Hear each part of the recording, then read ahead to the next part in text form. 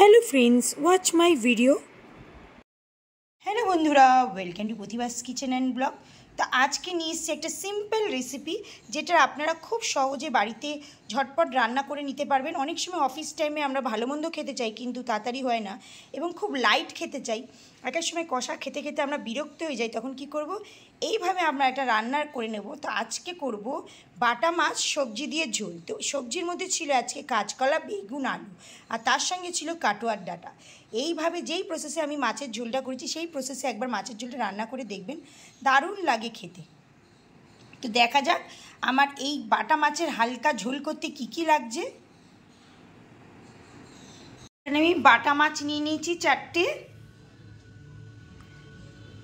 টাটকা বাটা মাছ ছিল তাই বেশি মশলা দেবো না, একদম জ্যান্ত মাছের টাটকা হালকা মাছের ঝোল করব। আর এখানে দেখতে পাচ্ছেন মশলা আমি অলরেডি রেডি করে রেখে দিয়েছি। এখানে হাফ চামচ জিরে, হাফ চামচ ধনে আর হাফ চামচ দিয়েছি লঙ্কার গুঁড়ো। আপনারা লঙ্কার গুঁড়ো না চাইলে শুধু কাঁচা লঙ্কা দিয়ে দিতে পারবেন। এই যে 2টো কাঁচা লঙ্কা দিয়েছি, হাফ টমেটো কেটে দিয়েছি আর হচ্ছে 1 চামচ হলুদ দিয়ে দিয়েছি। এই মশলাটা আমি এরকম জলে গুলে রেখে দিয়েছি। আপনারা চাইলে পাটায়ও বেটে নিতে পারেন, কেননা আমার হচ্ছে পাটা নেই তাই আমি গুঁড়ো মশলাটাই ইউজ করি বেশিরভাগ, নাহলে মিক্সিতে আমি গোটা মশলাটা বেটে নিই। তো আমি এখানে সব গুঁড়ো মশলাই ইউজ করেছি। গুঁড়ো মশলাটা যখন এরকম জলে ভিজিয়ে রেখে দেবেন পুরো বাটা মশলার মতনই খেতে টেস্ট লাগে। আর এখানে আমি সবজি হিসেবে নিয়েছিলাম বেগুন, আলু আর কাঁচকলা। আপনারা চাইলে এর মধ্যে পটলও দিতে পারবেন। তো 4টে মাছ তাই বেশি নিইনি। তো এখানে বেগুন, আলু, কাঁচকলা দিয়ে করব মাছটাকে। তাহলে প্রথমে আমি মাছটাকে নুন হলুদ মাখিয়ে আগে ভেজে নেব। এই যে নুন হলুদ লাগিয়ে নিয়েছি মাছের মধ্যে, সঙ্গে বেগুনটাও একবারে মেখে নিয়েছি, বেগুনটাও ভেজে নেব। আর এই যে কড়াইতে সর্ষের তেল দিয়ে দিয়েছি। তেলটা গরম হয়ে যাওয়ার পর তারপরে আমি মাছগুলি ভালো করে, যখন তেলটা গরম হয়ে যাবে তারপরেই মাছ দেবেন, নাহলে মাছ কড়াইতে কিন্তু লেগে যাবে। তেল গরম হয়ে গেছে, এবার আমি গ্যাসের ফ্লেমটা একদম কমিয়ে তারপরে মাছগুলি ভাজবো।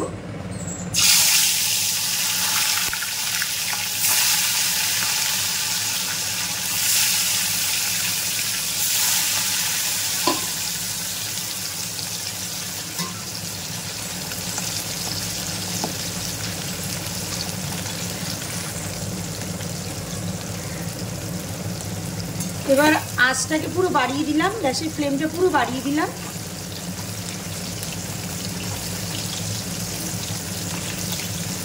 জ্যান্ত মাছ অল্পই ভাজবেন, বেশি ভাজবেন না, এতে মাছের টেস্টটা নষ্ট হয়ে যায়। এবার গ্যাসের ফ্লেমটা এতক্ষণ বাড়ানো ছিল, এবার কমিয়ে নিয়ে মাছটাকে আমি উল্টাবো, নাহলে এক এক সময় এখন তো আগে শুধু তেলওয়ালা মাছগুলি ফুটতো, আঁশ ছাড়া মাছগুলি, এখন তো সব মাছই ফুটে। যারা নতুন নতুন রান্না করছেন একটু সাবধানেই রান্না করবেন। আমরা এত বছর ধরে রান্না করেও আমাদের হাত মুখ পুড়ে যাচ্ছে মাছের ফোটার থেকে। এই যে দেখুন ফুটে কি অবস্থা, এই যে ফোসকা পড়া, আরও হাতে কত জায়গা যে ফোসকা পড়া, এই যে ফোসকা পড়া, মানে সারা হাতে রান্না করতে করতে শুধু সারা হাতে ফোসকা পড়ে যায়। রান্না তো করতেই হবে। আবার গ্যাসের ফ্লেমটা বাড়িয়ে নিলাম। এবার মাছটা আরেকটু ভাজা হয়ে গেলে তুলে নিই। মাছ ভাজা হয়ে গেছে, মাছটাকে তুলে নিচ্ছি।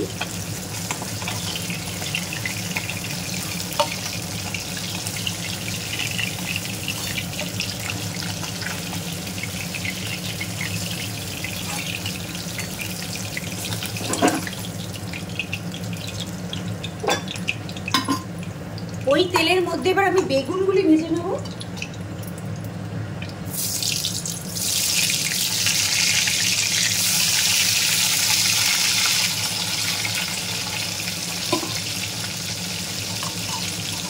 একটু হালকা সাঁতরে নিয়ে বেগুনগুলি আমি তুলে নেব।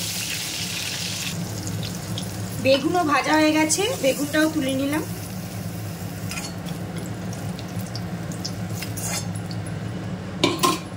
একটু তেলটা বেশি লাগছে বলে আমি একটু তেলটা কমিয়ে নিলাম।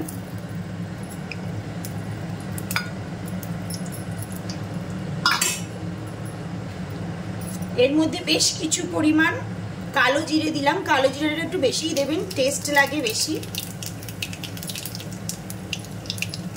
হাফ চামচের মতন কালো জিরে দিলাম। তারপরে কালো জিরেটা ভাজা হয়ে যাওয়ার পর আমি আলু আর কাঁচকলাটা দিয়ে দিলাম। সাবধানে দেবেন, তেল বড্ড গরম।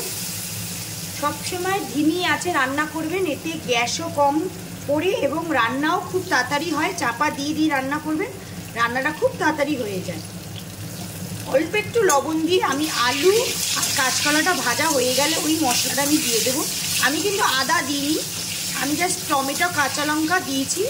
আপনারা চাইলে আদাও দিতে পারেন, অসুবিধে নেই। আমি আদা দিইনি, আমি কেননা সব জ্যান্ত মাছে অত আদা রসুন দিয়ে আমি রান্না করি না, পেঁয়াজ দিয়ে। জ্যান্ত মাছের টেস্টটাই আলাদা। জ্যান্ত মাছে যত কম মশলা দেবেন তত খেতে ভালো লাগবে। এটা একটু হালকা ভাজা ভাজা হয়ে গেলে দিয়ে দেবো মশলাটা। আমি একটু চাপা দিয়ে দিচ্ছি। এবার চাপাটা খুলে নিলাম।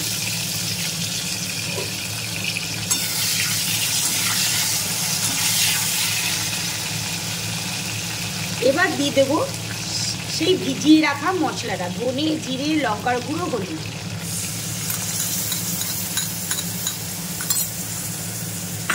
আবার একটু অল্প লবণ অ্যাড করলাম।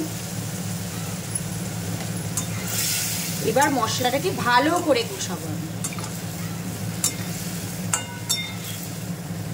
এই রান্না এত তাড়াতাড়ি হয়ে যায় আর খেতে এত টেস্ট লাগে। চাপা দিয়ে দিয়েই কষাবো, তাতে গ্যাসটাও বলেছি বাঁচে আর সময়টাও কম লাগে। চাপা দিয়ে দিলাম। এই দেখুন কয়েকটা কাটোয়ার ডাঁটা ছিল, একদম কচি ছিল, মনে পড়লো বলে তাই আমি দিয়ে দিলাম। এটা অপশনাল, থাকলে দেবেন, না থাকলে দেবেন না। আমার ফ্রিজে ছিল বলে দিলাম। আর অবশ্যই একবার এই কাটোয়ার ডাঁটা দিয়ে মাছের ঝোল রান্না করে দেখবেন, খুব ভালো লাগে। এর আগে ওর ভিডিওতে আমার গাছে এরকম কাটোয়ার ডাঁটা হয়েছিল, বেশ বড় হয়নি কিন্তু এরকম ছোটো ছোটোই কচি কচি হয়েছিল। সেই দিয়ে মাছের ঝোল করে নিয়েছিলাম। তখন আমার ইউটিউব চ্যানেলটা একবার সার্চ করে দেখে নেবেন, অনেক ধরনের মাছের ঝোল করেছি।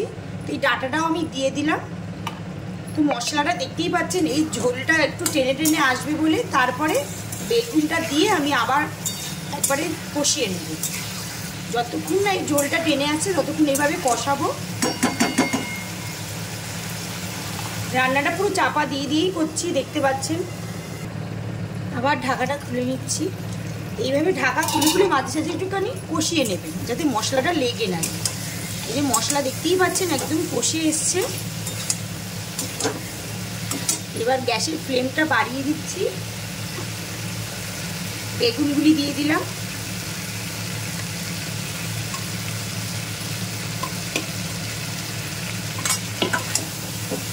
কষানো হয়েই গেছে।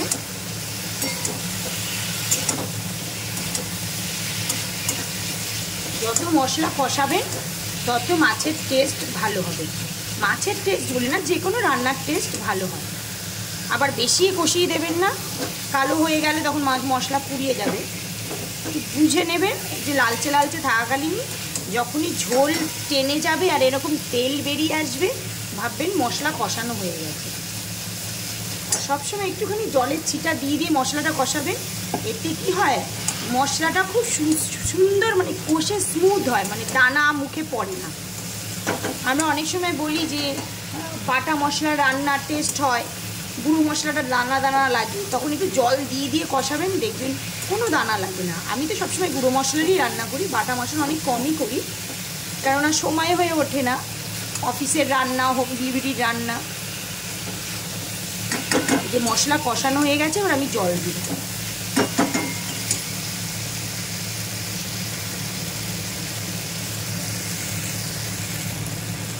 এবার পরিমাণ মতন জল দিয়ে দেবো।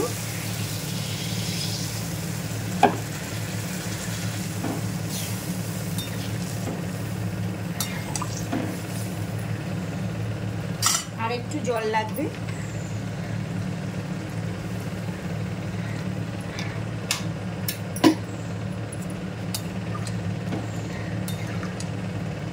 ঝোলটা ফুটে আসলে টেস্ট করে দেখবেন লবণ আর লাগবে কি না।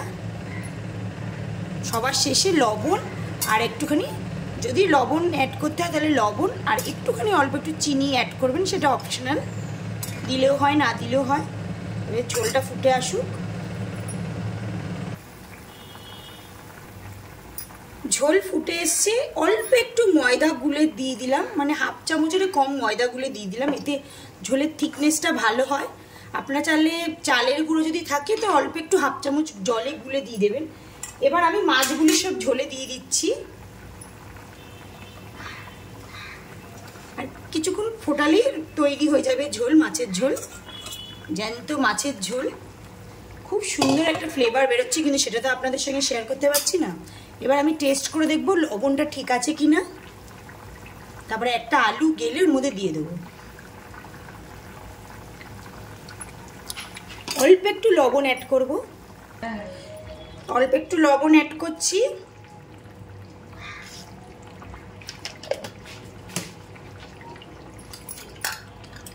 অল্প একটু চিনি অ্যাড করছি, চিনিটা অপশনাল, দিলেও হয় না দিলেও হয়।